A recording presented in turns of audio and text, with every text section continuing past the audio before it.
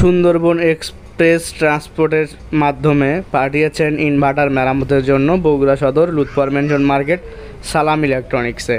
এই ধরনের ইনভার্টার যারা মেরামত করে নিতে চান তারা সরাসরি পাঠিয়ে দিতে পারেন বগুড়া সদর সালাম ইলেকট্রনিক্সে। এই ঠিকানায় হোয়াটসঅ্যাপে যোগাযোগ করবেন। আমরা এই ধরনের বিভিন্ন মডেলের চায়না ইনভার্টারগুলো মেরামত করে থাকি।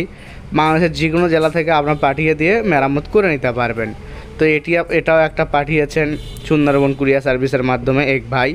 তো এই ইনভার্টারটার সমস্যা কি আমরা এখন দেখব। তো এই ইনভার্টারটা আমাকে ফোন দিয়ে বলেছে এটার ইনভার্টার চার্জিং সাইডের গণ্ডগোল। তো এটা আমি মেরামত করব। এটা কিভাবে মেরামত করি সেই বিষয়টা আমি তুলে ধরব। তো এটার সব সাইড ওকে আছে, ব্যাটারিতে কারেন্ট তৈরি হচ্ছে, কিন্তু শুধু চার্জিংটা হয় না।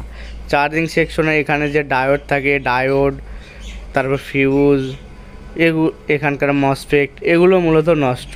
তা আমি এগুলো লাগাবো। এই যে দেখুন আমি ডায়োড লাগিয়েছি, একটা ব্রিজ ডায়োড, ভালো মানের ব্রিজ ডায়োড লাগাইছি। লাগিয়ে এর পরবর্তীতে আমি মসফেট লাগিয়ে এটা চার্জিংটা অন করে ফেলেছি। এই তো এখন দেখুন এখানে ভোল্টেজ আপ হচ্ছে, এমনকি চার্জিং লাল বাতিটা জ্বলে উঠেছে, তার মানে বোঝাচ্ছে এটা চার্জিংটা হচ্ছে। তো এটা কমপ্লিট হয়ে গেছে। এর পরবর্তীতে আমি আবারও চার্জিংটা অফ করে দেখব আউটপুট হচ্ছে কিনা সঠিকভাবে। তারপর আবার ইলেকট্রিক লাইন লাগিয়ে দেখব আবার ইলেকট্রিক লাইন থেকে চলতেছে কিনা বা চার্জ হচ্ছে কিনা। বারবার অন অফ করে আমি অটোমেটিক সিস্টেমটা টেস্ট করতেছি। এই জিনিসটা বারবার টেস্ট করার উদ্দেশ্য এই, যাতে কোনো রকম সমস্যা না হয়, কারণ এটা বাইরে থেকে পাঠিয়েছেন। আরেকটি ইনভার্টার পাঠিয়েছেন নাগাসাকি কুড়িগ্রাম থেকে, পাঠিয়েছেন আমার ঠিকানায় বগুড়া সদর সালাম ইলেকট্রনিক্সে। তো এই ইনভার্টারটি 5-in-1 একটি চায়না ইনভার্টার। তো এই ইনভার্টারটা আমি এখন খুলে দেখব এটা সমস্যা কি। এটাও পাঠিয়েছেন কুরিয়ার সার্ভিসের মাধ্যমে মেরামতের জন্য। এটাও সুন্দরবন কুরিয়ার সার্ভিসের মাধ্যমে পাঠিয়েছে। তো বাংলাদেশের যে কোনো জেলা থেকে এই ধরনের নষ্ট ইনভার্টার সার্ভিসিংয়ের জন্য পাঠাতে পারেন বগুড়া সদর সালাম ইলেকট্রনিক্সে। সুন্দরবন কুরিয়ার আছে, জননী এজেআর, স্টেট ফাস্ট কুরিয়ার সার্ভিস। এই যে কোনো কুরিয়ার থেকে আপনি এই ধরনের ইনভার্টার পাঠিয়ে দিয়ে সার্ভিসিং করে নিতে পারবেন। এটা এখন আমি খুলে দেখব আর সমস্যা কি, সমস্যাগুলো দেখে তারপরে আমি সমাধান করব।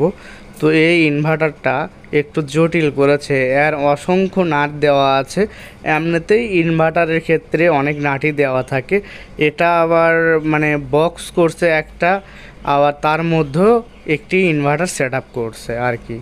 তো এটা কাজ করাটা একটু জটিলই হয়ে যায়। আর অনেকগুলো নাট, প্রায় 20 থেকে 30টার মতো নাট খুলতে হয়।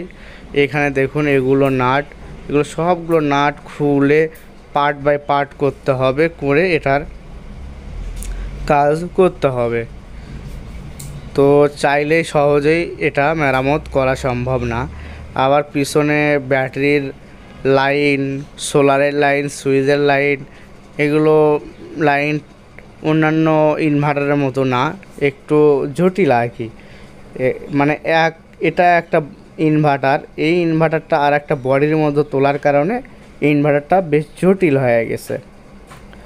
তো এই ইনভার্টারটা মোটামুটি ভালো মানের একটা ইনভার্টার, বলা যায় শক্তিশালী একটি ইনভার্টার। এই ইনভার্টারটা এখন আমি খুলে ফেলেছি, খুলে দেখতেছি এখানে ডিসি আউটপুট সেকশনের মসফেটগুলো পুড়ে গেছে। এই মসফেটগুলো পুড়ে যাওয়ার কারণে এই ইনভার্টারটা চালু হচ্ছে না। আর এর যে আউটপুট 220 ভোল্ট দিবে 12 ভোল্ট ব্যাটারি থেকে, সেটাও দিচ্ছে না, যার কারণে এটা আমার কাছে পাঠিয়েছেন মেরামতের জন্য।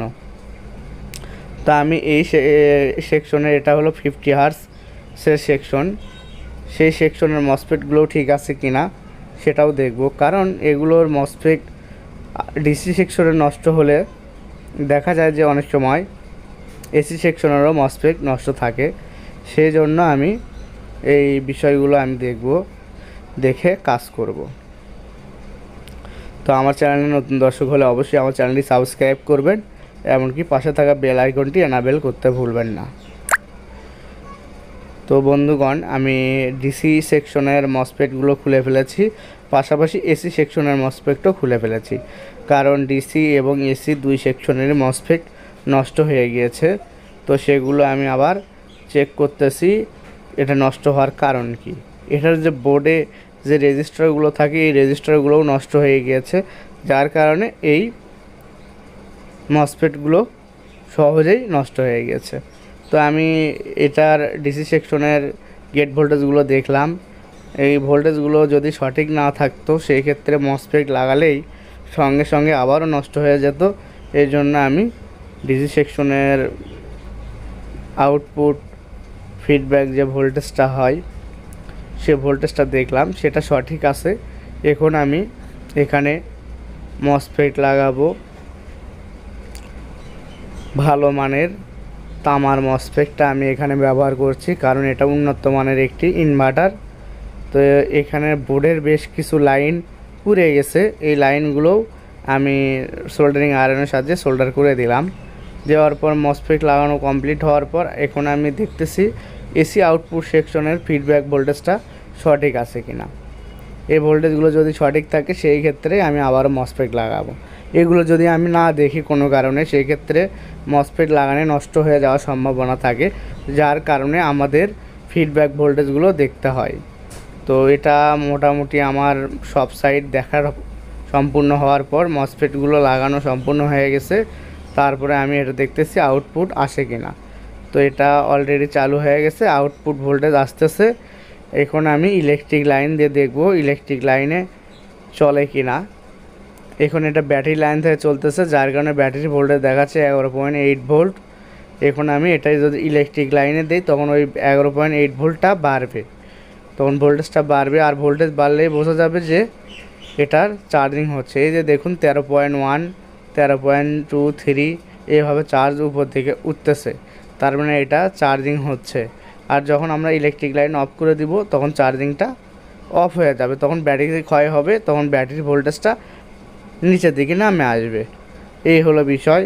তো এই ইনভার্টারগুলো আমি বারবার টেস্ট করি, কারণ এগুলো দূর দূরান্ত থেকে একটা আশা ভরসা নিয়ে পাঠাই, সেগুলো যদি ঠিকভাবে চেক না করা হয় সেক্ষেত্রে এই ইনভার্টারগুলো যে পাঠিয়েছে অবশ্যই অনেক এত দূরের পথে পাঠানো অনেক ঝামেলার ব্যাপার, যার কারণে যাতে কোনো সমস্যা না হয় ওই জন্য আমি বারবার এই ডিভাইসগুলো মেরামত সম্পূর্ণ হওয়ার পরেও একটু কিছুক্ষণ চালিয়ে দেখি, তারপর বারবার টেস্ট করি যাতে ভালো একটা সার্ভিস তারা পায়, পরবর্তীতে কোনো রিপোর্ট না আসে। একটা কাজ কমপ্লিট হওয়ার পর রিপোর্ট আসলে খুবই খারাপ লাগে, যার কারণে আমি বারবার টেস্ট করে দিয়ে থাকি। তো এই পর্যন্তই ছিল ভিডিও।